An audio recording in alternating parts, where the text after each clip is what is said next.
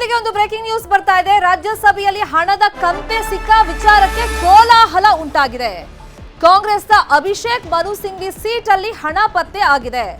500 ರೂಪಾಯಿ ನೋಟಿನ ಕಂತೆ ಇತ್ತು ಅಂತ ಹೇಳಿ ಆರೋಪವನ್ನ ಮಾಡಲಾಗಿದೆ. ಸೊ ಇದೇ ವಿಷಯವಾಗಿ ಅಲ್ಲಿ ಗದ್ದಲ ಕೋಲಾಹಲ ಉಂಟಾಗಿದೆ. ಅಸಲಿಗೆ ಏನಾಯ್ತಲ್ ವಿಷಯ ಅಂತಂದ್ರೆ ಸೀಟ್ ನಂಬರ್ 222ರಲ್ಲಿ ಹಣದ ಕಂತೆ ಪತ್ತೆ ಆಗಿದೆ ಅಂತ ಹೇಳಿ ಆರೋಪವನ್ನ ಮಾಡಲಾಗಿದೆ. ತಪಾಸಣೆಯನ್ನ ಮಾಡಲಾಯಿತು. ಆ ಸಂದರ್ಭದಲ್ಲಿ ಹಣ ಇತ್ತು ಅಂತ ಗೊತ್ತಾಗಿದೆ. ಈಗ ಸಿಂಘ್ವಿ ಹೇಳ್ತಿರೋ ಸ್ಪಷ್ಟನೆ ಏನು? ಹೌದು, ಹಣ ಇದ್ದಿದ್ದು ನಿಜ, ಆದ್ರೆ ನನ್ನ ಬಳಿ ಇದ್ದಿದ್ದು ಕೇವಲ 500 ರೂಪಾಯಿ ಮಾತ್ರ. ಆರೋಪ ಮಾಡ್ತಿರುವಂಗೆ 500 ರೂಪಾಯಿ ನೋಟಿನ ಕಂತೆ ಇರಲಿಲ್ಲ ಅಂತ ಅವ್ರು ಹೇಳ್ತಾ ಇದ್ದಾರೆ. ಸಚಿವ ಕಿರಣ್ ರಿಜಿಜು ಸೇರಿದಂತೆ ಹಲವರು ಈ ಆರೋಪವನ್ನ ಮಾಡಿದ್ದಾರೆ. ಸಿಂಘ್ವಿ ಬೆಂಬಲಕ್ಕೆ ನಿಂತಿದ್ದಾರೆ. ಮಲ್ಲಿಕಾರ್ಜುನ ಖರ್ಗೆ ಅವರು ಇದೇ ವಿಷಯವಾಗಿ ರಾಜ್ಯಸಭೆಯಲ್ಲಿ ಭಾರಿ ಕೋಲಾಹಲ ಗದ್ದಲ ಏರ್ಪಟ್ಟಿದೆ. ಎನ್ಡಿಎ ಹಾಗೆಯೇ ಇಂಡಿ ಕೂಟ ಸದಸ್ಯರ ಮಧ್ಯದಲ್ಲಿ ಈ ಹಣದ ವಿಷಯವಾಗಿ ವಾಕ್ಸಮರ ತಾರಕಕ್ಕೇರ್ತು.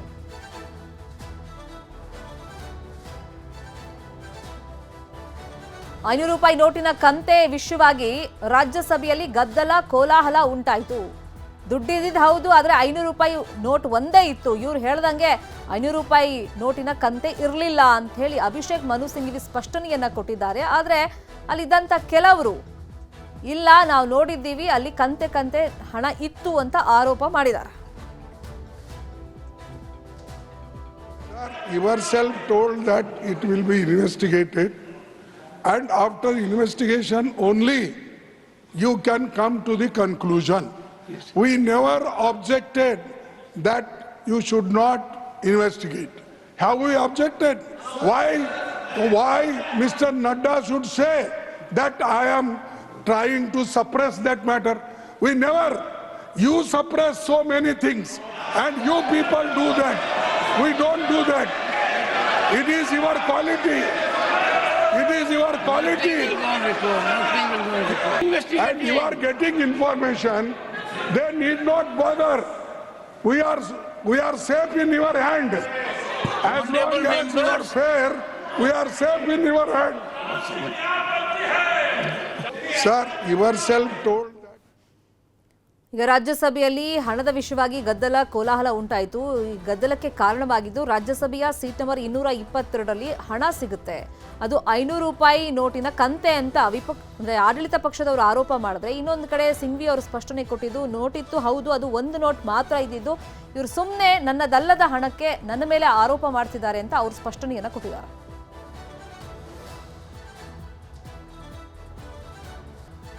ಬಳ್ಳಾರಿಯಲ್ಲಿ ಬಾಣಂತಿಯರ ಸರಣಿ ಸಾವು. ಜಿಲ್ಲಾಸ್ಪತ್ರೆ ಹಾಗೂ ಬಿಮ್ಸ್ ಒಳಗಡೆ ಏನಾಗ್ತಿದೆ? 6 ಸಾವಿಗೆ ಅಸಲಿ ಕಾರಣವೇನು? ಇದು ಬಾಣಂತಿಯರ ಸರಣಿ ಸಾವಿನ ಸ್ಟೋರಿ.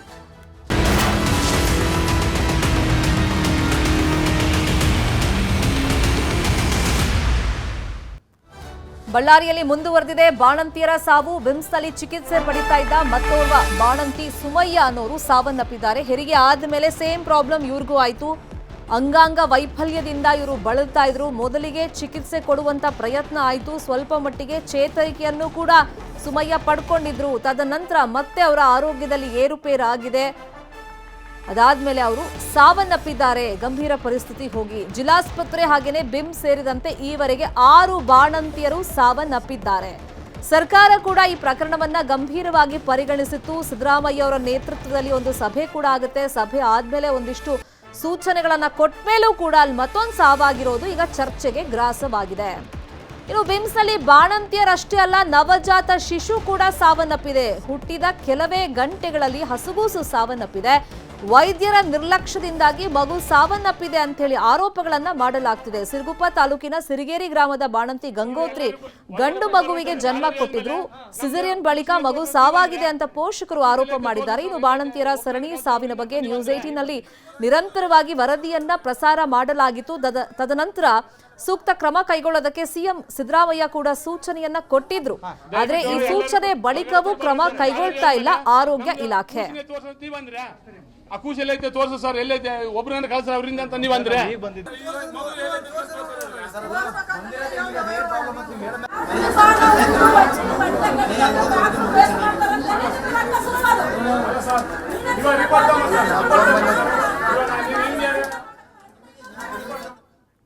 ಇನ್ನು ಬಳ್ಳಾರಿಯಲ್ಲಿ ಬಾಣಂತಿಯರ ಸರಣಿ ಸಾವು ಪ್ರಕರಣ ಏನಿದೆ ಕ್ಯಾಬಿನೆಟ್ನಲ್ಲೂ ಕೂಡ ಪ್ರಸ್ತಾಪ ಆಯಿತು. ಈ ಬಗ್ಗೆ ನ್ಯೂಸ್ 18 ನಲ್ಲಿ ನಿರಂತರವಾಗಿ ನಾವು ವರದಿಯನ್ನ ಪ್ರಸಾರ ಮಾಡಿದ್ವಿ. ಕ್ಯಾಬಿನೆಟ್ನಲ್ಲಿ ನ್ಯೂಸ್ 18 ವರದಿಯ ಪ್ರಸ್ತಾಪವನ್ನ ಮಾಡಲಾಗಿದೆ.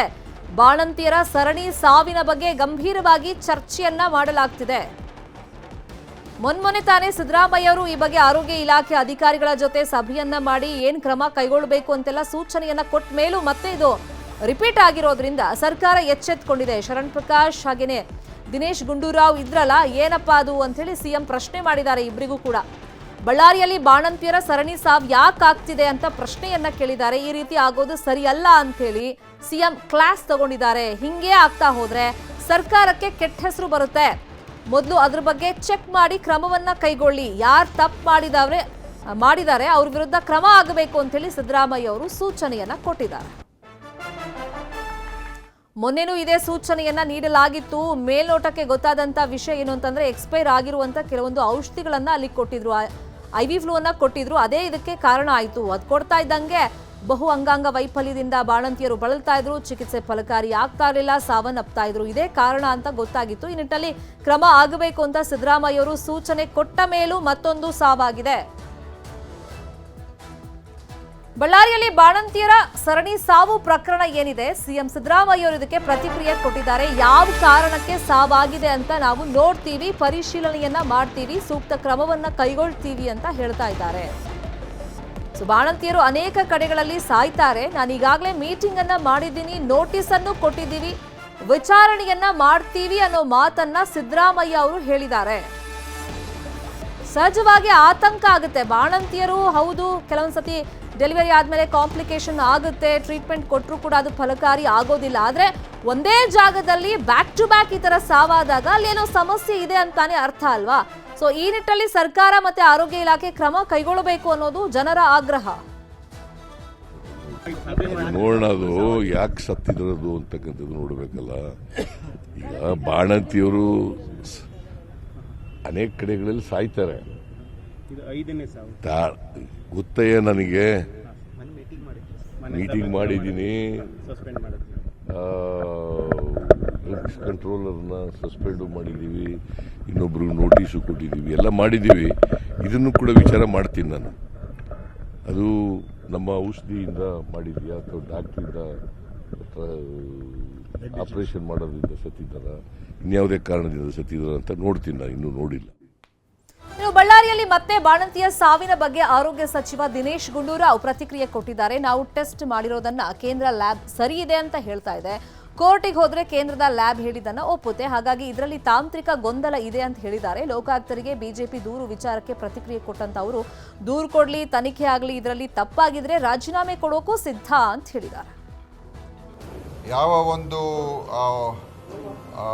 ಮೊನ್ನೆ ಬಳ್ಳಾರಿಯಲ್ಲಿ 9 ಜನರಿಗೆ ಏನು ಅವ್ರಿಗೆ ಸಮಸ್ಯೆ ಆಗಿತ್ತು, ಅದರಲ್ಲಿ 4 ಜನ ತೀರೋಗಿದ್ರು. ಇನ್ನು ಉಳಿದಿರೋರು ಕೆಲವರೆಲ್ಲ ಡಿಸ್ಚಾರ್ಜ್ ಆಗಿದ್ರು. ಇನ್ನು ಅದರಲ್ಲಿ ಒಬ್ಬರು ಟ್ರೀಟ್ಮೆಂಟ್ ಇನ್ನೂ ತಗೊಳ್ತಾ ಇದ್ರು. ಅವರು ಪಾಪ ಅವರು ಕೂಡ ತೀರ್ಕೊಂಡಿರುವಂಥದ್ದು ಇದು ಒಂದು ನಮಗೂ ಕೂಡ ಮಾಹಿತಿ ಬಂದಿದೆ. ನಿನ್ನೆ ರಾತ್ರಿ ನೆನ್ನೆ ಘಟನೆ ಆಗಿರುವಂಥದ್ದು. ಅದು ಅಂದರೆ ಒಂದೇ ಆ ಬ್ಯಾಚಲ್ಲಿ ಏನು ಇದ್ದಾರೆ, ಅದೇ ಒಂದು ಕಾಲಾವಧಿಯಲ್ಲಿ ಯಾರ್ಯಾರಿಗೆ ಸಮಸ್ಯೆ ಆಯಿತು ಅದರಲ್ಲಿ ಈಗ 5ನೇ ಸಾವಾಗಿರುವಂಥದ್ದು. ಇದು ಅತ್ಯಂತ ನೋವಿನ ವಿಚಾರ. ಮತ್ತು ಈಗಾಗಲೇ ನಾವು ಏನು ತನಿಖೆಯನ್ನು ಈಗ ಭಾಳ ಮುಂದುವರಿಸಿದ್ದೇವೆ. ಆ ಕಂಪನಿಯಿಂದ ಯಾರು ಸಪ್ಲೈ ಮಾಡಿದ್ದಾರೆ ಅದ್ರದ್ದು ಬೇರೆ ಬೇರೆ ತಪಾಸಣೆಗಳು ಕೂಡ ಮಾಡಿಸ್ತಾ ಇದ್ದೀವಿ. ಅವ್ರ ಬ್ಯಾಚಸನ್ನು ಕೂಡ ತಪಾಸಣೆ ಮಾಡಿಸ್ತಾ ಇದ್ದೀವಿ. ಮತ್ತು ಅದೆಲ್ಲ ಅವತ್ತಕ್ಕೆ ನಾವು ಆ ಕಂಪನಿ ಸರಬರಾಜು ಮಾಡಿರ್ತಕ್ಕಂಥ ಎಲ್ಲ ಔಷಧಿಗಳನ್ನು ಇದು ಬಿಟ್ಟು ಏನು IV ಫ್ಲೂಯಿಡ್ ಬಿಟ್ಟು ಬೇರೆದ್ದು ಕೂಡ ಏನೇನು ಸಪ್ಲೈ ಮಾಡಿದೆ ಎಲ್ಲವನ್ನು ಕೂಡ ನಾವು ಈಗ ವಿಥೋಲ್ಡ್ ಮಾಡಿದ್ದೀವಿ. ಅವ್ರ ಮೇಲೂ ಕೂಡ ಕಾನೂನು ಕ್ರಮ ತಗೊಳ್ಳೋದಕ್ಕೆ ಕೂಡ ಈಗ ನಮ್ಮವರೆಲ್ಲ ಇನ್ಸ್ಪೆಕ್ಷನ್ ಮಾಡೋಕ್ಕೆ ಹೋಗಿದ್ದಾರೆ. ಅವರ ಫೆಸಿಲಿಟಿನ ಎಲ್ಲಿದೆ ಪಶ್ಚಿಮ ಬೆಂಗಾಲಲ್ಲಿ ಎಲ್ಲಿದೆ ಅದು ಇನ್ಸ್ಪೆಕ್ಷನ್ ಮಾಡಿ ಬಹುಶಃ ನೆನ್ನೆ ಬಂದಿರಬೇಕು ವಾಪಸ್ಸು. ನಮ್ಮ ಡ್ರಗ್ ಕಂಟ್ರೋಲ್ ಟೀಮ್ ಕೂಡ ಹೋಗಿದ್ದಾರೆ. ಮತ್ತು ಬೇರೆ ಸ್ಯಾಂಪಲ್ಸು ಡ್ರಾ ಮಾಡಿದ್ದೀವಿ, ಅದನ್ನು ಕೂಡ ಚೆಕ್ ಮಾಡಿಸ್ತಾ ಇದ್ದೀವಿ. ಬಳ್ಳಾರಿಯಲ್ಲಿ ಬಾಣಂತಿಯರ ಸಾವಿನ ವಿಚಾರಕ್ಕೆ ವೈದ್ಯಕೀಯ ಶಿಕ್ಷಣ ಸಚಿವ ಶರಣ್ ಪ್ರಕಾಶ್ ಪಾಟೀಲ್ ಕೂಡ ಪ್ರತಿಕ್ರಿಯೆ ಕೊಟ್ಟಿದ್ದಾರೆ. ಲೆರಿಗಂಗ್ ಆಕ್ಟಿವೇಟ್ ಹಾಗೂ ಬೇರೆ ಬೇರೆ ಅನುಮಾನ ಇತ್ತು. ಈ ವಿಚಾರಕ್ಕೆ ಟೆಸ್ಟ್ ಮಾಡೋದಕ್ಕೆ ಲ್ಯಾಬ್ಗೆ ನಾವು ಕಳಿಸಿದ್ದೀವಿ, ವರದಿ ಬರುತ್ತೆ, ಬಂದ ಮೇಲೆ ಕ್ರಮ ಆಗುತ್ತೆ ಅಂತ ಹೇಳಿದ್ದಾರೆ. ಇದ್ದಾರೆ. ಆ ರಿಂಗರ್ ಲ್ಯಾಕ್ಟೇಟು ಇಂದ ಆಗಿರ್ಬೋದು ಅಂತಕ್ಕಂಥದ್ದು ಏನೋ ಅನುಮಾನ ಇತ್ತಲ್ಲ, ಅದು ಟೆಸ್ಟಿಗೆ ಲ್ಯಾಬಿಗೆ ಕಳಿಸ್ತಾ ಇದ್ದಾರೆ. ಹಾಗಾಗಿ ಅದು ಬಂದ ಮೇಲೆ they will take appropriate action. ಮಗುದು ಅದು ಬೇರೆ, ದಟ್ ಇಸ್ ಮಗು ತಿಳ್ಕೊಳ್ಳೋ ಪ್ರಶ್ನೆನೇ ಬರೋದಿಲ್ಲ. That's a different isolated case. ಮುಂಚೆ ಸ್ಪೆಸಿಫಿಕ್ ಟೆಸ್ಟಿಗೆ ಕಳಿಸಿದ್ರು. ಏನಂದರೆ ಎಂಡೋಟಾಕ್ಸಿನ್ಸಿಗೆ whether there is a presence of endotoxin could be the culprit, ಅದರಲ್ಲಿ ರಿಂಗರ್ ಲ್ಯಾಕ್ಟೇಟಲ್ಲಿ ಅಂತ ಅನ್ನೋದಕ್ಕೆ ಒಂದು ಸ್ಪೆಸಿಫಿಕ್ ಟೆಸ್ಟ್ ಮಾಡಬೇಕಾದ್ರೆ ಕಳಿಸಿದ್ರು. ಬಳ್ಳಾರಿಯಲ್ಲಿ ಬಾಣಂತಿಯರ ಸರಣಿ ಸಾವು ಪ್ರಕರಣಕ್ಕೆ ಸಂಬಂಧಪಟ್ಟಂತೆ ಇವತ್ತು ಲೋಕಾಯುಕ್ತರಿಗೆ ಬಿಜೆಪಿ ದೂರನ್ನ ಕೊಡೋದಕ್ಕೆ ತಯಾರಿಯನ್ನ ಮಾಡಿಕೊಂಡಿದೆ. ಬಾಣಂತಿಯರ ಸಾವಿನ ತನಿಖೆಗೆ ಆಗ್ರಹಿಸಿ ದೂರನ್ನ ನೀಡಲಾಗುತ್ತೆ. ಅದಕ್ಕೆ ಬೇಕಾದಂತ ತಯಾರಿಯನ್ನ ಬಿಜೆಪಿ ನಿಯೋಗ ಮಾಡಿಕೊಂಡಿದೆ. ಮಧ್ಯಾಹ್ನ 1 ಗಂಟೆಗೆ ಬಿಜೆಪಿಯ ನಿಯೋಗ ಲೋಕಾಯುಕ್ತಕ್ಕೆ ಈ ಬಗ್ಗೆ ಕಂಪ್ಲೇಂಟ್ ಅನ್ನ ಕೊಡೋದಕ್ಕೆ ಬೇಕಾದಂತ ತಯಾರಿಗಳನ್ನ ಮಾಡಿಕೊಂಡಿದೆ. ಬಾಣಂತಿಯರ ಸರಣಿ ಸಾವಾಗ್ತಿದೆ ಬಳ್ಳಾರಿಯಲ್ಲಿ.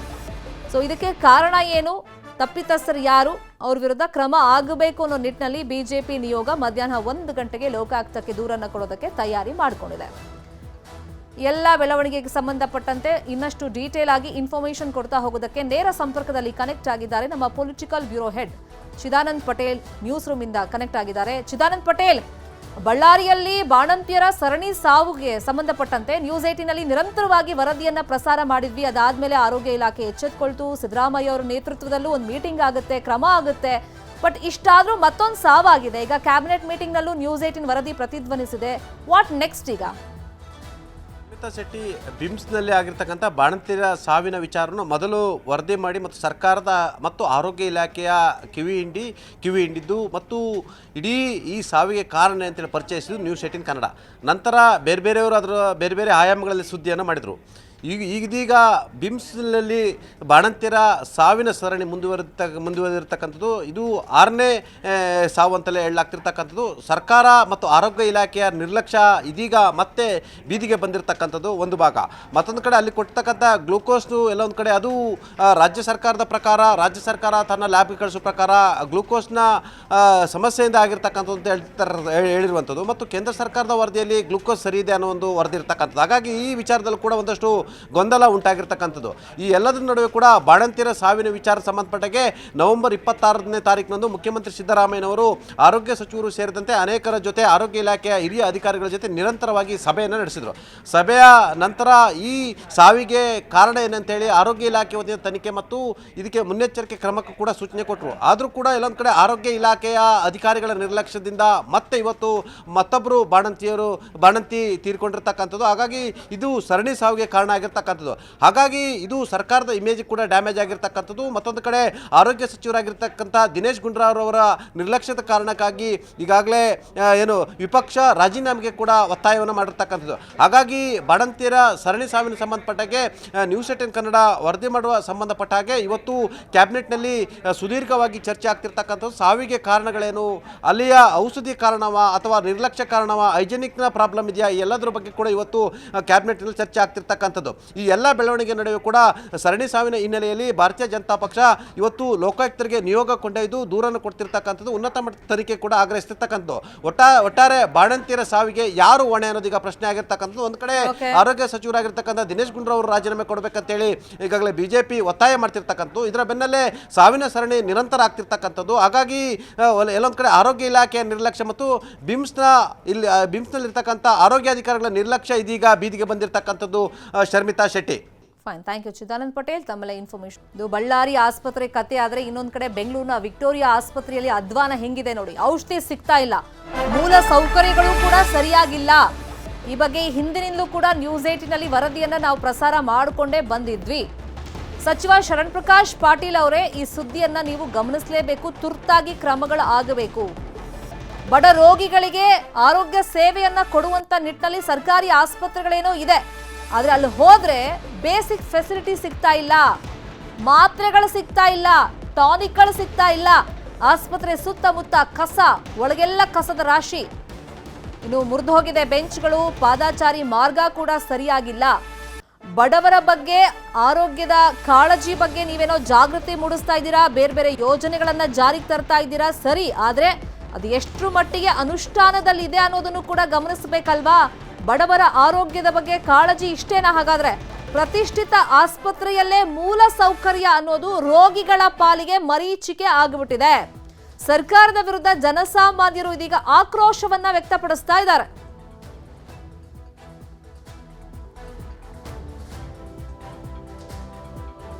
ಒಂದು ಕಡೆ ಪಾದಾಚಾರಿ ಮಾರ್ಗ ಸರಿಯಿಲ್ಲ ಸೇರಿದಂತೆ ಏನೆಲ್ಲ ಸಮಸ್ಯೆಗಳಾಗಿದೆ, ಅಧ್ವಾನ ಪರಿಸ್ಥಿತಿ ನಿರ್ಮಾಣ ಆಗಿದೆ. ನೋಡಿ, ಬೆಂಚ್ ಮುರಿದೋಗ್ಬಿಟ್ಟಿದೆ, ಮೂಲಭೂತ ಸೌಕರ್ಯಗಳಿಲ್ಲ, ಔಷಧಿಗಳು ಸಿಗ್ತಾ ಇಲ್ಲ, ಟಾನಿಕ್ಗಳು ಸಿಗ್ತಾ ಇಲ್ಲ. ಸೊ ಎಲ್ಲದ್ರ ಬಗ್ಗೆ ನಾವು ಇದೀಗ ಶರಣ್ ಪ್ರಕಾಶ್ ಪಾಟೀಲ್ ಅವ್ರ ಗಮನಕ್ಕೆ ತಂದಿದ್ದೀವಿ. ಅವರಿಗೆ ವಾಟ್ಸ್ಆಪ್ ಮುಖಾಂತರ ದೃಶ್ಯದ ಸಮೇತ ಮಾಹಿತಿಯನ್ನ ನೀಡಲಾಗಿದೆ. ತುರ್ತಾಗಿ ಕ್ರಮ ಆಗಬೇಕು ಅಂತಾನೂ ಹೇಳ್ತಾ ಇದ್ದೀವಿ. ಆಸ್ಪತ್ರೆ ಸುತ್ತಮುತ್ತ ಕಸದ ರಾಶಿ ಇದೆ, ಒಳಗೂ ಕಸದ ರಾಶಿ ಇದೆ, ಒಟ್ಟಲ್ಲಿ ಅಧ್ವಾನ ಎದ್ದು ಹೋಗಿದೆ. ಸೊ ಈ ಬಗ್ಗೆ ಮಿನಿಸ್ಟರ್ಗೆ ಈಗ ಆಲ್ರೆಡಿ ಮಾಹಿತಿ ಕೊಟ್ಟಿದ್ದೀವಿ. ಏನು ಕ್ರಮ ಕೈಗೊಳ್ತಾರೆ ಅಂತ ಫಾಲೋ ಅಪ್ ಮಾಡ್ತೀವಿ, ನೋಡೋಣ. ಇನ್ನು ವಿಕ್ಟೋರಿಯಾ ಆಸ್ಪತ್ರೆ ಅಧ್ವಾನದ ಬಗ್ಗೆ ನಮ್ಮ ಪ್ರತಿನಿಧಿ ರಂಜನ್ ಪ್ರತ್ಯಕ್ಷ ವರದಿಯನ್ನು ಕೊಟ್ಟಿದ್ದಾರೆ, ನೋಡೋಣ. ವಿಕ್ಟೋರಿಯಾ ಆಸ್ಪತ್ರೆಯ ಆವರಣದ ಮುಂಭಾಗದಲ್ಲಿದ್ದೀನಿ. ನಿಮ್ಗೆ ಡೀಟೇಲ್ ಆಗಿ ದೃಶ್ಯ ಸಮೇತ ಎಕ್ಸ್ಪ್ಲೈನ್ ಮಾಡ್ತಾ ಹೋಗ್ತೀನಿ. ದೃಶ್ಯದಲ್ಲಿ ಗಮನಿಸ್ತಾ ಇರ್ಬೋದು, ನಾನೀಗ ಇರುವಂಥದ್ದು ವಿಕ್ಟೋರಿಯಾ ಆಸ್ಪತ್ರೆಯ ಏನು ಎಮರ್ಜೆನ್ಸಿ ಡಿಪಾರ್ಟ್ಮೆಂಟ್ ಏನಿದೆ, ಆ ಒಂದು ಎಮರ್ಜೆನ್ಸಿ ಟ್ರಾಮಾ ಕೇರ್ ಸೆಂಟರ್ನ ಮುಂಭಾಗದಲ್ಲಿರುವಂತಹ ಚಿತ್ರಣವನ್ನು ತೋರಿಸ್ತೀನಿ. ನೋಡ್ತಿರ್ಬೋದು, ಏನು ಸಿಲಿಕಾನ್ ಸಿಟಿ ಬೆಂಗಳೂರಿನಲ್ಲಿ ಅತ್ಯಂತ ಹಳೆಯ ಮತ್ತು ಇತಿಹಾಸ ಪ್ರಸಿದ್ಧ ಆಸ್ಪತ್ರೆ ಅಂದರೆ ಅದು ವಿಕ್ಟೋರಿಯಾ ಆಸ್ಪತ್ರೆ. ಈ ಒಂದು ಆಸ್ಪತ್ರೆಗೆ ರಾಜ್ಯದ ವಿವಿಧ ಭಾಗಗಳಿಂದ ಅದೆಷ್ಟೋ ಜನ ಬಡವ ಮತ್ತು ಮಧ್ಯಮ ವರ್ಗದ ಜನರು ಬರ್ತಾರೆ ಚಿಕಿತ್ಸೆಗಾಗಿ. ಇಲ್ಲಿ ಈ ಒಂದು ವಿಕ್ಟೋರಿಯಾ ಆಸ್ಪತ್ರೆಯನ್ನು ಅವಲಂಬಿಸಿರ್ತಾರೆ. ಈ ಒಂದು ಸಂದರ್ಭದಲ್ಲಿ ವಿಕ್ಟೋರಿಯಾ ಆಸ್ಪತ್ರೆಯಲ್ಲಿ ಉತ್ತಮವಾದಂತಹ ಮೂಲಭೂತ ಸೌಕರ್ಯಗಳನ್ನು ಕೊಡೋದು ಆಸ್ಪತ್ರೆ ಜೊತೆಗೆ ಸರ್ಕಾರದ ಕೆಲಸ ಆಗುತ್ತೆ. ಆದರೆ ಮೆಡಿಕಲ್ ಎಜುಕೇಷನ್ ಡಿಪಾರ್ಟ್ಮೆಂಟ್ನ ಸಚಿವರು ಈ ಬಗ್ಗೆ ತಲೆಯನ್ನು ಕೆಡಿಸ್ಕೊಳ್ತಿದ್ದ. ಈ ಬಗ್ಗೆ ನ್ಯೂಸ್ 18 ಕೂಡ ಈ ಹಿಂದೆ ವರದಿಯನ್ನು ಬಿತ್ತರಿಸ್ತಿತ್ತು. ನೋಡ್ತಾ ಇರ್ಬೋದು ಯಾವ ರೀತಿಯಾಗಿ ಈ ಒಂದು ಟ್ರಾಮಾ ಕೇರ್ ಸೆಂಟರ್ನ ಮುಂಭಾಗದಲ್ಲಿರುವಂತಹ ಏನು ಜನರು ಕುಳಿತುಕೊಳ್ಳುವಂತಹ ಆಸನಗಳು ಯಾವ ರೀತಿಯಾಗಿ ಮಕಾಡೆ ಮಲ್ಕೊಂಡಿದೆ ಅನ್ನೋದನ್ನ ದೃಶ್ಯದಲ್ಲಿ ಗಮನಿಸ್ತಾ ಇರ್ಬೋದು. ಜೊತೆಗೆ ಸಂಪೂರ್ಣವಾಗಿ ಗುಂಡಿ ಬಿದ್ದಿರುವಂಥದ್ದು, ಆ ಒಂದು ಏನು ಬೆಂಡಾಗಿ ಬಾಗಿರುವಂತಹ ಆಸನದ ಮೇಲೆ ಜನರು ಕುತ್ಕೊಂಡು ಕುಳಿತುಕೊಳ್ಬೇಕಾದಂತಹ ಅನಿವಾರ್ಯ ಪರಿಸ್ಥಿತಿ ಎದುರಾಗಿರುವಂಥದ್ದು. ಇದೇ ರೀತಿಯಿಂದ ಅವ್ಯವಸ್ಥೆ ತಾಂಡವವಾಡ್ತಿರೋದು. ಹೇಳಿದ್ರೆ ನಾವು 5 ಗ್ಯಾರಂಟಿಗಳನ್ನು ಕೊಟ್ಟಿದ್ದೀನಿ ಅಂತ ಹೇಳಿ 5 ಗ್ಯಾರಂಟಿಗಳನ್ನ ಮುಂದೆ ತರ್ತೀರಾ, ಆದರೆ ಆರೋಗ್ಯ ಸೇವೆ ಅಂತೂ ಸಿಗ್ತಿಲ್ಲ ಅನ್ನೋದು ಈ ಮೂಲಕ ಸ್ಪಷ್ಟನೆ ಆಗ್ತಾ ಹೋಗುತ್ತೆ. ಕ್ಯಾಮ್ರಾಪರ್ಸನ್ ಯೋಗೇಶ್ ಜೊತೆ ರಂಜನ್ ಶಿಲಾಲ್, ನ್ಯೂಸ್ 18 ಬೆಂಗಳೂರು. ರಾಜ್ಯದ ಪ್ರತಿಷ್ಠಿತ ಆಸ್ಪತ್ರೆಗಳಲ್ಲೇ ಪರಿಸ್ಥಿತಿ ಹಿಂಗಿದೆ ಅಂತಂದ್ರೆ ಇನ್ನು ಜಿಲ್ಲಾಸ್ಪತ್ರೆಗಳಲ್ಲಿ ಗ್ರಾಮೀಣ ಪ್ರದೇಶದಲ್ಲಿ ಪರಿಸ್ಥಿತಿ ಹೆಂಗಿರಬೇಡ. ಅಧ್ವಾನದ ಮೇಲೆ ಅಧ್ವಾನ ಆಗಿದೆ ವಿಕ್ಟೋರಿಯಾ ಆಸ್ಪತ್ರೆಯಲ್ಲಿ. ನೂರಾರು ಸಂಖ್ಯೆಯಲ್ಲಿ ಪ್ರತಿದಿನ ಇಲ್ಲಿ ರೋಗಿಗಳು ಬರ್ತಾರೆ, ಒಳ್ಳೆ ಟ್ರೀಟ್ಮೆಂಟ್ ಸಿಗುತ್ತೆ ಅನ್ನೋ ಉದ್ದೇಶದಿಂದ. ಆದರೆ ಬಂದಂಥ ಸಂದರ್ಭದಲ್ಲಿ ಅಲ್ಲಿ ಮೂಲಭೂತ ಸೌಕರ್ಯಗಳಿಲ್ಲ, ಜೊತೆಗೆ ಕಸದ ರಾಶಿ ಇದೆ. ಮೊದಲೇ ಪೇಷಂಟ್ ಆಗಿ ಬಂದಿರ್ತಾರೆ, ಈ ತರ ಕಸದ ರಾಶಿ ಎಲ್ಲ ಇದ್ದಂಥ ಸಂದರ್ಭದಲ್ಲಿ ಇನ್ನಷ್ಟು ರೋಗಗಳನ್ನ ಇವರು ಮೈಗಂಟಿಸ್ಕೊಂಡು ಹೋಗ್ಬೇಕಂತ ಪರಿಸ್ಥಿತಿ ವಿಕ್ಟೋರಿಯಾ ಆಸ್ಪತ್ರೆಯಲ್ಲಿ ಸದ್ಯಕ್ಕಿದೆ. ಔಷಧಿಗಳು ಪ್ರಾಪರ್ ಆಗಿ ಸಿಗ್ತಾ ಇಲ್ಲ, ಟಾನಿಕ್ಗಳು ಪ್ರಾಪರ್ ಆಗಿ ಸಿಗ್ತಾ ಇಲ್ಲ, ಕಸದ ರಾಶಿ ಎಲ್ಲಂದ್ರಲ್ಲಿ, ಮತ್ತೆ ಪಾದಾಚಾರಿ ಮಾರ್ಗ ಸರಿ ಇಲ್ಲ, ಜೊತೆಗೆ ಅಲ್ಲಿ ಕೂರೋದಕ್ಕೆ ಬೆಂಚ್ ವ್ಯವಸ್ಥೆ ಏನೋ ಇದೆ, ಆದ್ರೆ ಅದು ಅವ್ಯವಸ್ಥೆ ಆಗ್ಬಿಟ್ಟಿದೆ, ಎಲ್ಲ ಮುರಿದು ಹೋಗ್ಬಿಟ್ಟಿದೆ. ಸೊ ಈ ಬಗ್ಗೆ ತುರ್ತಾಗಿ ಕ್ರಮ ಆಗಬೇಕು ಅಂತ ಹೇಳಿ ಸರ್ಕಾರದ ವಿರುದ್ಧ ಸಾರ್ವಜನಿಕರು, ರೋಗಿಗಳು ಇದೀಗ ಆಕ್ರೋಶವನ್ನ ವ್ಯಕ್ತಪಡಿಸ್ತಾ ಇದ್ದಾರೆ. ನಟ ದರ್ಶನ್ ಮಧ್ಯಂತರ ಬೇಲ್ ವಿಸ್ತರಣೆ ಆಗುತ್ತಾ? ಹೈಕೋರ್ಟ್ಗೆ ದರ್ಶನ್ ಪರ ವಕೀಲರು ಅರ್ಜಿಯನ್ನ ಹಾಕಿದ್ದಾರೆ. ಸೊ ಇದೀಗ ಮೆಡಿಕಲ್ ಬೇಲ್ ಮೇಲೆ ಆಸ್ಪತ್ರೆಯಲ್ಲಿ ಟ್ರೀಟ್ಮೆಂಟ್ ಅನ್ನ ದರ್ಶನ್ ಪಡ್ಕೊಳ್ತಾ ಇದ್ದಾರೆ. ಸರ್ಜರಿ ಬಗ್ಗೆ ಒಂದಿಷ್ಟು ಗೊಂದಲಗಳಿದ್ವು ಅಂತ ಮಾಹಿತಿಗಳು ಸಿಕ್ಕಿತ್ತು. ಸರ್ಜರಿಯ ಕಾರಣಕ್ಕೇನೆ ಮಧ್ಯಂತರ ಬೇಲ್ ಅನ್ನ ದರ್ಶನ್ ಪಡ್ಕೊಂಡಿದ್ದು. ಆದ್ರೆ ಈವರೆಗೂ ಕೂಡ ಅವರು ಸರ್ಜರಿಗೆ ಒಳಪಟ್ಟಿಲ್ಲ. ಅಕ್ಟೋಬರ್ 30ನೇ ತಾರೀಕೆ ದರ್ಶನ್ಗೆ ಮಧ್ಯಂತರ ಬೇಲ್ ಸಿಕ್ಕಿತ್ತು. ಅದು ಡಿಸೆಂಬರ್ 11ಕ್ಕೆ ಮುಕ್ತಾಯವಾಗುತ್ತೆ ಬೇಲ್ನ ಅವಧಿ. ಇನ್ನೂ ಕೂಡ ಸರ್ಜರಿ ಆಗಿಲ್ಲ. ಹಾಗಾಗಿ ಬೇಲ್ ವಿಸ್ತರಣೆಗೆ ದರ್ಶನ್ ಪರ ವಕೀಲರು ಮನವಿಯನ್ನ ಮಾಡಿಕೊಂಡಿದ್ದಾರೆ ಕೋರ್ಟ್ಗೆ. ವೈದ್ಯರ ವರದಿಯನ್ನ ಆಧರಿಸಿ ಮಧ್ಯಂತರ ಬೇಲ್ಗೆ ಮನವಿಯನ್ನ ಮಾಡಲಾಗಿದೆ. ಮಧ್ಯಾಹ್ನ 2:15 ಹೈಕೋರ್ಟ್ನಲ್ಲಿ ಈ ಬಗ್ಗೆ ಅರ್ಜಿ ವಿಚಾರಣೆಗೆ ಬರುತ್ತೆ. ಕುತೂಹಲ ಮೂಡಿಸಿದೆ ಕೋರ್ಟ್ನ ವಿಚಾರಣೆ. ಈಗ ಮೆಡಿಕಲ್ ಬೇಲ್ ಅನ್ನ ಪಡ್ಕೊಳ್ಳುವಂತ ಸಂದರ್ಭದಲ್ಲಿ ಡಾಕ್ಟರ್ಸ್ ಹೇಳ್ತಾ ಇದ್ದಾರೆ ಸರ್ಜರಿ ಅನಿವಾರ್ಯವಾಗಿದೆ, ಆ ನಿಟ್ಟಲ್ಲಿ ಸರ್ಜರಿಗೆ ಒಳಪಡಬೇಕಾಗಿದೆ, ಟ್ರೀಟ್ಮೆಂಟ್ ಅಗತ್ಯ ಇದೆ, ಹಾಗಾಗಿ ಮೆಡಿಕಲ್ ಬೇಲ್ ಬೇಕು ಅಂತ ಕೇಳಿದ್ರು. ಅದರಂತೆ ಕೋರ್ಟ್ ಕೂಡ ಮೆಡಿಕಲ್ ಬೇಲ್ ಅನ್ನ ಮಂಜೂರು ಮಾಡಿತ್ತು. ಆದ್ರೆ ಬೇಲ್ ಪಡೆದು ಇಷ್ಟು ದಿನ ಆದ್ರೂ ಕೂಡ ಸರ್ಜರಿಗೆ ಒಳಪಡದ ಹಿನ್ನೆಲೆಯಲ್ಲಿ ಸೊ ಇದೀಗ ಇವತ್ತು ರೆಗ್ಯುಲರ್ ಬೇಲ್ಗೂ ಕೂಡ ಆಕ್ಷೇಪ ಸಲ್ಲಿಸೋದಕ್ಕೆ ಎಸ್ಪಿಪಿ ತಯಾರಿ ಮಾಡ್ಕೊಂಡಿದ್ದಾರೆ. ಇನ್ನೊಂದು ಕಡೆ ಸುಪ್ರೀಂ ಕೋರ್ಟ್ ಮೊರೆನೂ ಕೂಡ ಪೊಲೀಸ್ ಇಲಾಖೆ ಹೋಗಿದೆ, ಸರ್ಜರಿ ಆಗಿಲ್ಲ ಅಂತ ನೆಪವನ್ನೇ ಇಟ್ಕೊಂಡು. ಸೊ ಇದೇ ವಿಷಯವನ್ನ ಇಟ್ಕೊಂಡೀಗ ಮಧ್ಯಂತರ ಬೇಲ್ ವಿಸ್ತರಣೆಗೆ ಅರ್ಜಿಯನ್ನ ಹಾಕೊಂಡಿದ್ದಾರೆ ದರ್ಶನ್ ಪರ ವಕೀಲರು. ಇದೇ ವಿಚಾರವಾಗಿ ಇನ್ನಷ್ಟು ಡೀಟೇಲ್ ಆಗಿ ಇನ್ಫಾರ್ಮೇಶನ್ ಕೊಡ್ತಾ ಹೋಗೋದಕ್ಕೆ ಫೋನ್ ಸಂಪರ್ಕದಲ್ಲಿ ಕನೆಕ್ಟ್ ಆಗಿದ್ದಾರೆ ನಮ್ಮ ರಿಪೋರ್ಟರ್ ಗಂಗಾಧರ್ ವಾಗಟ. ಗಂಗಾಧರ್ ವಾಗಟ, ಸರ್ಜರಿ ವಿಷಯನೇ ದರ್ಶನ್ ಬೇಲ್ಗೆ ಈಗ ಮುಳುವಾಗುತ್ತಾ ಅಂತ ಒಂದಿಷ್ಟು ಪ್ರಶ್ನೆಗಳು ಉದ್ಭವವಾಗಿತ್ತು. ಇಮಿಡಿಯೇಟ್ ಆಗಿ ದರ್ಶನ್ ಪರ ವಕೀಲರು ಈಗ ವಿಸ್ತರಣೆ ಮಾಡೋದಕ್ಕೆ ಒಂದು ಅರ್ಜಿಯನ್ನ ಹಾಕೊಂಡಿದ್ದಾರೆ. ಸೊ ಅದ್ರಲ್ಲಿ ಏನೆಲ್ಲ ಮೆನ್ಷನ್ ಮಾಡಿದ್ದಾರೆ ಅರ್ಜಿಲಿ? ಶರ್ಮಿತಾ ಶೆಟ್ಟಿ ಪ್ರಮುಖವಾಗಿ ಈಗಾಗಲೇ ನಟ ದರ್ಶನ್ ಪಡೆದಿರುವಂತಹ ಮಧ್ಯಂತರ ಜಾಮೀನನ್ನ ಪ್ರಶ್ನೆ ಮಾಡಿ ಹೈಕೋರ್ಟ್ ಆದೇಶವನ್ನ ಪ್ರಶ್ನೆ ಮಾಡಿ ಸುಪ್ರೀಂ ಕೋರ್ಟ್ ನಲ್ಲಿ ಈಗ ತನಿಖಾಧಿಕಾರಿಗಳು ನಿಮ್ಮ ಮೇಲ್ಮನವಿಯನ್ನು ಸಲ್ಲಿಕೆ ಮಾಡಿದ್ದಾರೆ. ಅದರ ವಿಚಾರಣೆ ಇನ್ನಷ್ಟೇ ಬರಬೇಕಾಗಿದೆ. ಆದ್ರೆ ಇದೇ ಮಧ್ಯ ಸಂದರ್ಭದಲ್ಲಿ ಈಗ ಡಿಸೆಂಬರ್ 11ಕ್ಕೆ 6 ವಾರಗಳ ಮಧ್ಯಂತರ. ಗಂಗಾಧರ್, ಇಫ್ ಪಾಸಿಬಲ್ ನೀವು ಕರೆಕ್ಟ್ ನೆಟ್ವರ್ಕ್ ಇರೋ ಜಾಗಕ್ಕೆ ಬರ್ಬೋದಾ? ನೀವು ವಾಯ್ಸ್ ಕರೆಕ್ಟ್ ಆಗಿ ಕೇಳ್ತಾ ಇಲ್ಲ. ಎಸ್ ಶರ್ಮಿತಾ, ಪ್ರಮುಖವಾಗಿ ಅಂದ್ರೆ ಈ ಒಂದು ಆರೋಪಿ ದರ್ಶನ್ ಈಗ ಮಧ್ಯಂತರ ಜಾಮೀನು ಪಡೆದಿರುವಂತಹ ಒಂದು ವಿಚಾರ ಇದೆ. ಅದು 6 ವಾರಗಳ ಗಡುವು ಇರುವಂತದ್ದು. ಈಗ ಡಿಸೆಂಬರ್ 11ಕ್ಕೆ ಅದರ ಮುಕ್ತಾಯ ಆಗುತ್ತೆ. ಅದೇ ಇದೇ ಸಂದರ್ಭದಲ್ಲಿ ಇನ್ನು ರೆಗ್ಯುಲರ್ ಬೇಲ್ ಅರ್ಜಿಯನ್ನು ವಿಚಾರಣೆ ನಡೀತಾ ಇದೆ. ಇವತ್ತಿನ ಮಧ್ಯಾಹ್ನ 2:30ಕ್ಕೆ ಆ ಒಂದು ಜಾಮೀನು ಅರ್ಜಿ ವಿಚಾರಣೆಯ ಮತ್ತು ಎಸ್ಪಿಪಿ ಅವರು ಕೂಡ ವಾದ ಮಾಡಲಿರುವಂತದ್ದು. ಹೀಗಾಗಿ ಇನ್ನೂ ಕೂಡ ಪ್ರಮುಖವಾಗಿ ಯಾಕಂದ್ರೆ ಇನ್ನೂ ಕೂಡ ದರ್ಶನ್ಗೆ ಆಪರೇಷನ್ ಆಗಿಲ್ಲ, ಸರ್ಜರಿ ಆಗಿಲ್ಲ, ದಿನಾಂಕ ಕೂಡ ನಿಗದಿ ಆಗಿಲ್ಲ. ವೈದ್ಯರು ಕೂಡ ಆ ಬಗ್ಗೆ ಸೂಕ್ತ ಅಂದ್ರೆ ಇನ್ನೂ ಕೂಡ ಫಿಸಿಯೋಥೆರಪಿ ಮೂಲಕವಾಗಿ ಟ್ರೀಟ್ಮೆಂಟ್ ಅನ್ನ ಕೊಡ್ತಾ ಇರುವಂತದ್ದು. ಇದನ್ನೇ ಪ್ರಮುಖವಾಗಿ ಇಟ್ಕೊಂಡು ಇವತ್ತು ದರ್ಶನ್ ಪರ ವಕೀಲರು ಇವತ್ತು ಹೈಕೋರ್ಟ್ಗೆ ಒಂದು ಅರ್ಜಿಯನ್ನ ಹಾಕೊಂಡಿರುವಂತದ್ದು. ಮಧ್ಯಂತರ ಜಾಮೀನು ವಿಸ್ತರಣೆಯನ್ನ ಕೋರಿ ಈಗ ಹೈಕೋರ್ಟ್ಗೆ ಅರ್ಜಿಯನ್ನ ಹಾಕೊಂಡಿದ್ದಾರೆ. ಇವತ್ತು ನ್ಯಾಯಮೂರ್ತಿ ವಿಶ್ವನಾಥ್ ಶೆಟ್ಟಿ ಅವರ ಪೀಠದಲ್ಲಿ ಎಸ್ಪಿಪಿ ಅವರು ವಾದ ಮಾಡುವಂತಹ ಸಂದರ್ಭದಲ್ಲಿ ಈ ಬಗ್ಗೆ ಕೂಡ ಅರ್ಜಿ ವಿಚಾರಣೆ ಬರುವಂತಹ ಸಾಧ್ಯತೆಗಳಿದೆ. ಇದಕ್ಕೆ ಆಕ್ಷೇಪವನ್ನ ಕೂಡ ಎಸ್ಪಿಪಿ ಅವರು ಆಕ್ಷೇಪ ವ್ಯಕ್ತಪಡಿಸುವಂತಹ ಸಾಧ್ಯತೆಯೂ ಕೂಡ ಇರುವಂತದ್ದು. ಪ್ರಮುಖವಾಗಿ ಮಧ್ಯಂತರ ಜಾಮೀನಿನ ಒಂದು ಅವಧಿ ಏನಿದೆ ಅದನ್ನ ವಿಚಾರಣೆ ಮಾಡಬೇಕು ಅನ್ನೋದು ದರ್ಶನ್ ಪರ ವಕೀಲರ ಒಂದು ವಾದವಾಗಿರುತ್ತೆ. ಇವತ್ತು ವಿವಿಧ ಬೇಡಿಕೆಗಳ ಈಡೇರಿಕೆಗೆ ಆಗ್ರಹಿಸಿ ಬೆಂಗಳೂರಿನ ಫ್ರೀಡಂ ಪಾರ್ಕ್ನಲ್ಲಿ ಪ್ರತಿಭಟನೆಯನ್ನ ಮಾಡಲಾಗ್ತಿದೆ. ನೂರಾರು ವಿಕಲಚೇತನರು 2ನೇ ದಿನವೂ ಕೂಡ ಧರಣಿಯನ್ನ ಮುಂದುವರೆಸಿದ್ದಾರೆ. ಒಂದಿಷ್ಟು ಬೇಡಿಕೆಗಳನ್ನ ಅವ್ರು ಇಟ್ಟಿದ್ದಾರೆ. ಅದನ್ನ ಈಡೇರಿಸೋ ತನಕ ನಾವು ಧರಣಿಯನ್ನ ಕೈ ಬಿಡೋದಿಲ್ಲ ಅಂತ ಹೇಳಿ ಪಟ್ಟನ್ನು ಹಿಡಿದು ಕೂತಿದ್ದಾರೆ. 2ನೇ ದಿನವೂ ಕೂಡ ಧರಣಿಯನ್ನ ಮುಂದುವರೆಸಿದ್ದಾರೆ.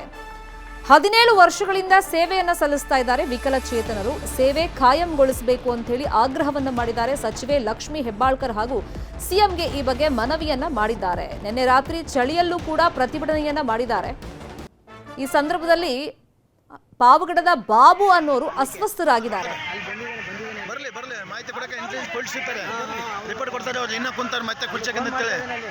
ವಿವಿಧ ಬೇಡಿಕೆಗಳ ಈಡೇರಿಕೆಗೆ ಆಗ್ರಹಿಸಿ ಫ್ರೀಡಂ ಪಾರ್ಕ್ನಲ್ಲಿ ವಿಕಲಚೇತನರು ನೂರಾರು ಸಂಖ್ಯೆಯಲ್ಲಿ ಬಂದಿದ್ದಾರೆ. 2ನೇ ದಿನವೂ ಕೂಡ ಧರಣಿಯನ್ನ ಮುಂದುವರೆಸಿದ್ದಾರೆ. ಈ ಧರಣಿ ಮಾಡುವಂತ ಸಂದರ್ಭದಲ್ಲಿ ವಿಪರೀತ ಚಳಿ ಇದ್ದಂತ ಹಿನ್ನೆಲೆಯಲ್ಲಿ ಬಾಬು ಅನ್ನುವಂತ ಒಬ್ರು ವ್ಯಕ್ತಿ ಅಸ್ವಸ್ಥರಾಗಿದ್ದಾರೆ. ಇವರ ಆಗ್ರಹ ಇಷ್ಟೇ, 17 ವರ್ಷಗಳಿಂದ ನಾವು ಕೆಲಸ ಮಾಡ್ತಾ ಇದ್ದೀವಿ, ಸೇವೆಯನ್ನ ಮಾಡ್ತಾ ಇದ್ದೀವಿ, ಇನ್ನು ಖಾಯಂಗೊಳಿಸಿಲ್ಲ, ಸರ್ಕಾರ ಈ ಕೂಡಲೇ ಖಾಯಂಗೊಳಿಸಬೇಕು ಅಂತ ಪಟ್ಟನ್ನ ಹಿಡಿದಿದ್ದಾರೆ.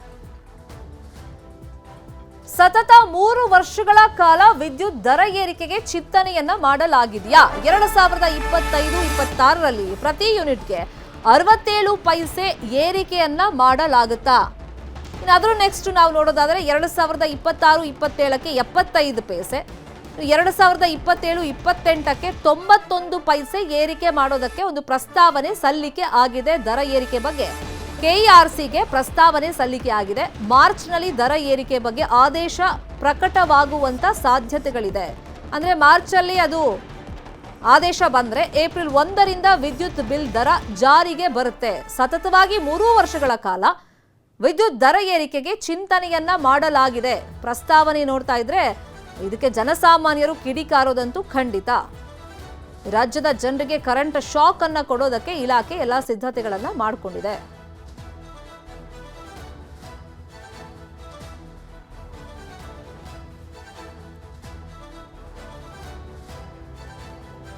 ಪೆಟ್ರೋಲ್ ಬಾಂಬ್ ಹಾಕಿ ಕೊಲೆ ಯತ್ನದ ಕೇಸ್ಗೆ ಸಂಬಂಧಪಟ್ಟಂತೆ ಹತ್ಯೆಗೆ ಯತ್ನಿಸಿದ ಆರೋಪಿ ಪೊಲೀಸರಿಗೆ ಶರಣಾಗಿದ್ದಾನೆ. ಕಲಬುರಗಿಯ ಶಿವಲಿಂಗಪ್ಪ ಕರೇಕಲ್ ಪೊಲೀಸರ ವಶದಲ್ಲಿ ಇದ್ದಾನೆ.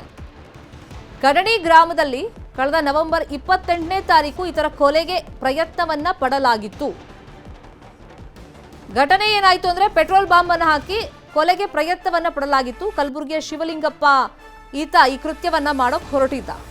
8 ದಿನಗಳಿಂದ ಆತ ತಲೆ ಮರೆಸ್ಕೊಂಡಿದ್ದ. ಈ ಪ್ರಕರಣ ಆದ್ಮೇಲೆ ಸಹೋದರನ ಕುಟುಂಬದ ಹತ್ಯೆಗೆ ಈತ ಪ್ರಯತ್ನ ಪಟ್ಟಿದ್ದ. ಕಾರಣ ಏನು ಅಂತಂದ್ರೆ ಒಂದು ಜಮೀನು ವ್ಯಾಜ್ಯಕ್ಕೆ ಸಂಬಂಧಪಟ್ಟಂತೆ ಒಂದು ಸ್ವಲ್ಪ ಕಿರಿಕಿರಿ ನಡೀತಾ ಇತ್ತು. ತನ್ನ ಸಹೋದರ ಸಂಬಂಧಿ ಗುಂಡೇರಾವ ಕರೇಕಲ್ ಮನೆಗೆ ಪೆಟ್ರೋಲ್ ಬಾಂಬ್ ಅನ್ನ ಎಸ್ತಿದ್ದ ಶಿವಲಿಂಗಪ್ಪ. ಫ್ಯಾಮಿಲಿಯವ್ರನ್ನೆಲ್ಲ ಕೊಲ್ಲಬೇಕು ಅಂತ ಹೇಳಿ ಈತ ಪ್ರಯತ್ನವನ್ನ ಪಟ್ಟಿದ್ದ.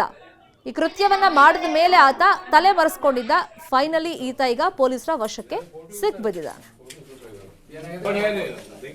ಜಮೀನು ವ್ಯಾಜ್ಯಕ್ಕೆ ಸಂಬಂಧಪಟ್ಟಂತೆ ಸಂಬಂಧಿಕರ ಕೊಲೆಗೆ ಈತ ಪ್ರಯತ್ನವನ್ನ ಪಟ್ಟಿದ್ದ. ಫೋಟೋದಲ್ಲಿ ತೋರಿಸ್ತಾ ಇದೀವಲ್ಲ, ಸೊ ಕೊಲೆಗೆ ಯತ್ನಿಸಿದ ಈ ಆರೋಪಿ ಶಿವಲಿಂಗಪ್ಪ ಕರೇಕಲ್ ಅಂತ ಪೊಲೀಸರು ಆತನನ್ನ ಈಗ ವಶಕ್ಕೆ ಪಡ್ಕೊಂಡಿದ್ದಾರೆ. ಜಮೀನು ವ್ಯಾಜ್ಯಕ್ಕೆ ಸಂಬಂಧಪಟ್ಟಂತೆ ಈತ ಪೆಟ್ರೋಲ್ ಬಾಂಬ್ ಅನ್ನ ಹಾಕಿ ಒಂದು ಇಡೀ ಫ್ಯಾಮಿಲಿಯನ್ನ ಮುಗಿಸ್ಬೇಕು ಅಂತ ಅಲ್ಲಿ ಹೋಗಿರ್ತಾನೆ. ತನ್ನ ಕೃತ್ಯವನ್ನು ಮಾಡಿರ್ತಾನೆ, ಆದ್ರೆ ಅದು ಸಕ್ಸಸ್ ಆಗಿರೋದಿಲ್ಲ. ಈತ ತಲೆ ಮರೆಸ್ಕೊಂಡಿರ್ತಾನೆ.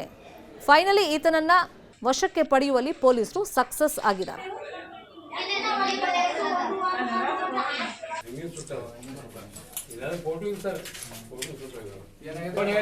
ಬೆಂಕಿ